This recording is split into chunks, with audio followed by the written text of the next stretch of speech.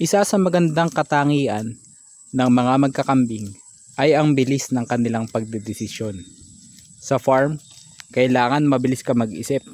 Kapag may dumating na problema sa'yo, kailangan mabilis ka magdesisyon sa mga solusyon na gagawin mo sa iyong farm.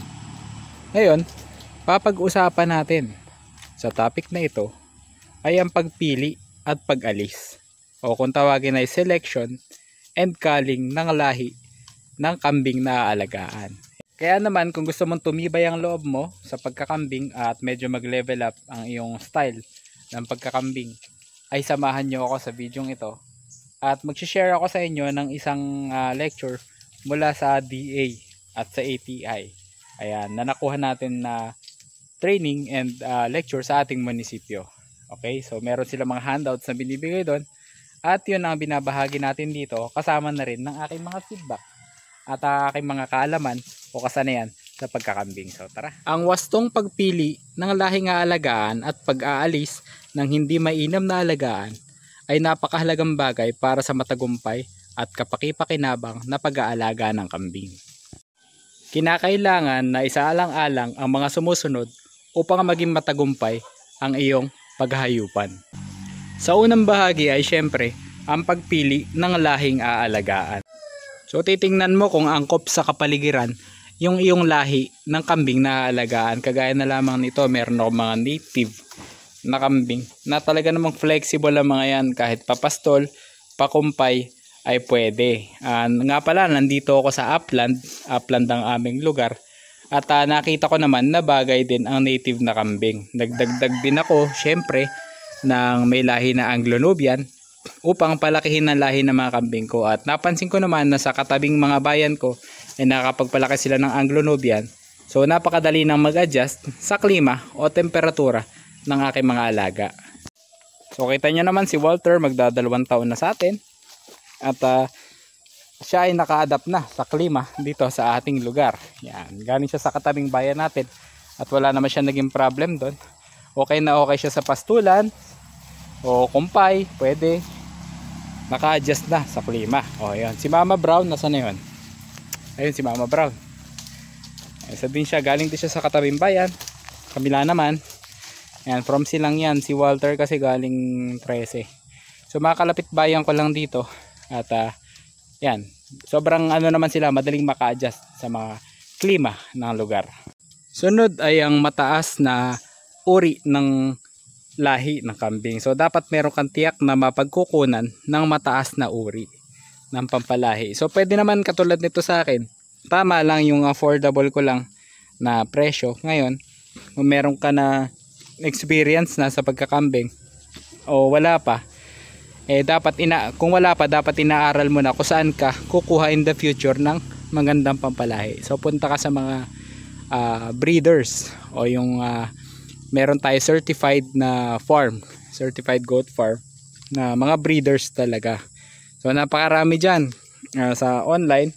Kung gusto mong i-verify, check mo kung meron silang certificate na sila ay breeder. Tapos tingnan mo na rin sa kanilang municipal agriculture office upang ma-verify mo lalo kung magaganda yung lahi na inilalabas sila. At syempre, higit sa lahat, bisitahin mo yung farm nila upang malaman mo kung talagang quality mga kukunin mo na kambing doon. Pwede ka magsama ng vet o mga kilala mo na eksperto na sa pagkakambing.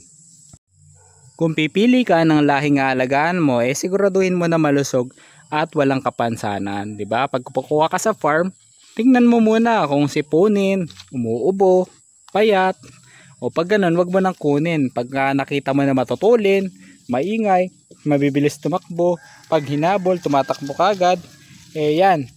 Yun ang iyong mga piliin na kambing. Tapos tingnan mo rin yung mga palatandaan sa katawan nila. Tingnan mo yung sa kung pantay ang bayag ng iyong kambing na lalaki. Yan, tapos titingnan mo rin kung matikas yung forma nila, makintab ang balahibo, tapos walang mga sugat, walang putol yung sungay na pangit na sungay, o walang sungay na sumasalubong na o tumutusok na sa mata. Yun, marami yun, iba't ibang signs na pagiging malusog ng kambing. At syempre makikita mo yung sa lakad, sa tindig, sa taba, at sa tangkad. Isa pa sa dapat mong tingnan ay yung maraming mga anak. Ayan, kaya makikita nyo yung mga namimili, gusto nila triplets line o gusto nila ay may anak na, para nakikita nila yung mga performance ng kambing. Kaya yung iba din kumukuha ng mga experience na mga anak, kumbaga hindi first timer, para makita nila yung resulta na mismo. So ako, malakas lang ang loob ko kaya bumibili ako ng dumalaga. Tapos nag-aalaga ako ng mga dumalaga at doon ko pa lang nalalaman kung maganda ba yung performance sila sa panganganak o hindi. So paminsan talaga nakaka-experience ako ng hindi magandang mga anak na inahin. Yun naman na natutunan ko sa pag-aalaga ako ng kambing. Kaya minsan naghahanap din ako nung nanganak na inahin para pagdating dito hindi ko na po problemahin yung pag-aalaga sa kanya kasi nga sanay na kumbaga veterano na sa panganganak. Isa pa sa dapat mong tingnan at napakagandang quality ng mga kambing na alagaan ay syempre yung pagiging mabait niyang inahin. Paano ba pag sinabi mabait na inahin, maamo ba sa'yo? O hindi lang maamo sa amo, kundi yung maalaga siya sa anak. Pagka umiyak yung anak, agad niyang lalapitan upang amuyin at tingnan ko anong sakit o anong problema. At syempre yung anak niya pagka umiyak, padededehin niya kagad. So yun, pag nakita mo ring nanganak sila at tinutuyo niya kagad yung mga anak, yun ang palatandaan ng pagiging mabait na inahin. Ang mabait na inahin din makikita mo siya na iniiwasan niya matapakan niya yung sarili niyang anak. Ayan, kumbaga may isip na kambing na alam niya na masasaktan yung kanyang mga bisiro kapag tinapakan. So pag nakakita ka ng mga inahin na maalaga sa kanilang bisiro, ay yun yung lahi na paramihin mo sa iyong farm. Isa pa sa magandang quality is yung regular na paglalandi. Kumbaga sa loob ng 2 taon, 3 beses siyang nag-hit at nanganganak. So pag ganun ay magiging consistent yung panganganak ng iyong mga kambing at mas mabilis ka makakapagparami ng lahi. Okay, so yun yung pinakita ko sa inyo na 6 na mga palatandaan ng magandang kambing na piliin o alagaan. Ngayon naman ay punta naman tayo sa pag-aalis o alin yung dapat mong alisin sa iyong farm. Dalawa kasi ng klase ng pag-aalis o pagkal ng kambing. Isa sa base sa panlabas na anyo, tapos yung isa naman ay sa kakayahan niya o sa katangian niya. Yan. So yung isa physical sa labas makikita mo, yung isa naman makikita mo sa performance niya. Ang una daw doon ay yung sahod o urong na baba. Ibig sabihin dapat yung kanyang pantay. Wala kasi akong maayos na example. So ganito na lang. Kunyari ito yung ilong ng kambing. Yan. Ito yung kanyang baba. Makain siya, ganyan siya pag ngumunguya. Pag sinabing sahod o yung kung tawagin dito ay sahod ulan, ganyan. So yung ngipin nakalitaw sa labas. So yun yung kung tawagin ni sahod o sahod ulan na mga hayop. Yan. Pagka naman urong, hindi nakaganito.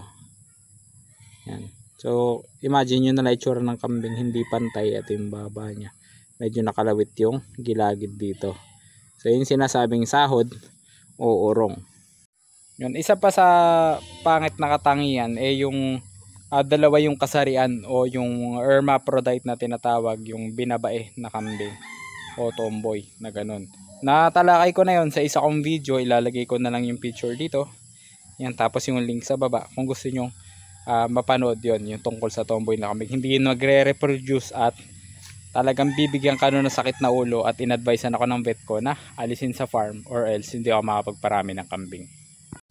Sa mga lalaki naman, mga barako, meron yung tinatawag na urong yung isa o tabingi yung bayag nila. Ayan, so lalagay ko din yung picture dito, yung nakita natin sa guide ng mga iba nating magkakambing kung sa tamang tungkol dun sa tamang pagpili ng itsura ng yag balls ng ating mga barakong kambing. Isa pa sa pangit daw na katangian is yung labis na bilang ng utong. So ako naman sa personal experience ko, nagkaroon ako ng kambing dati na 3 yung utong niya. So bali isa dito, tas may yung isa may extrang maliit na nung siya ay nanganak at naggatas, nakita ko talaga na naglalabas din ng gatas yung isa. So far naman magaganda yung naging anak niya.